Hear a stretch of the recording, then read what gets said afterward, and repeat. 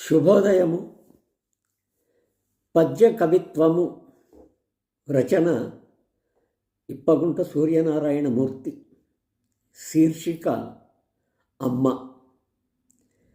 వేదన చెందదయ్య నిన్ను వీడదు కోరదు క్రొత్త కోరికల్,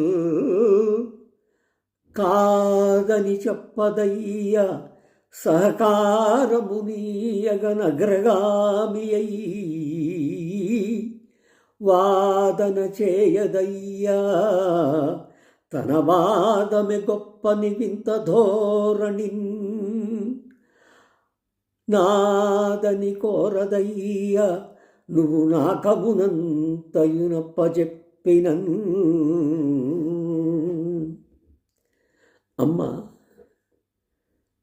మాతృమూర్తి యొక్క గుణగణాలను వర్ణించేటువంటి ఈ పద్యాన్ని ఈరోజు మీకు సమర్పిస్తున్నాను. దీని భావము వేదన చెందదయ్య. ఎప్పుడు కూడా బిడ్డల ఎదురుగా తల్లి వేదన కనిపించనీయదు. నిన్ను వీడదు కోరదు కొత్త కోరికలు. నిన్ను వదిలే ప్రశ్న లేదు. నాకు ఏవో కావాలనేటువంటి కొత్త కొత్త కోరికలను మాత్రం ఏమాత్రము వెలిబుచ్చదు. కాదని చెప్పదయ్యా. అమ్మా నాకు ఇది కావాలి అంటే వెంటనే కాదు అందు. చూద్దామనో అవకాశాన్ని బట్టి చేద్దామని అంటుంది, కానీ కాదు అనే మాట రాదు.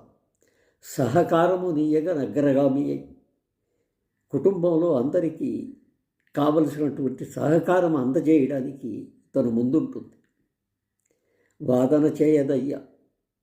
ఎవరితోనూ వాదులాడదు.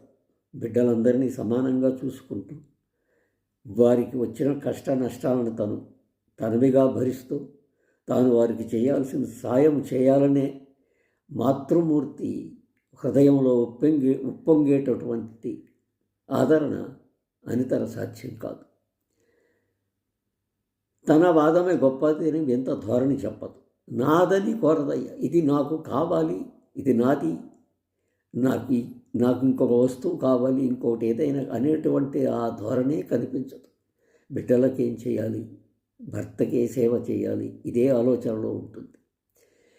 నాదని కోరదు. ఏది ఏమైనా నువ్వు నాకమునంతయు, నాకము అంటే స్వర్గం, స్వర్గమంతా కూడా నీకు అప్పచెప్తానన్నా కూడా నాకు వద్దు, మీరే నాకు ముద్దు అనే భావనలో కుటుంబాన్ని తీర్చిదిద్దే మహాలక్ష్మి తల్లి. అంటే పూర్తి స్థాయిలో ప్రతి బిడ్డ అమ్మా అమ్మా అని ఏ చిన్న కష్టం వచ్చినా, నడిచేటప్పుడు ఏ రాయి గుచ్చుకున్నా అమ్మా అంటారు.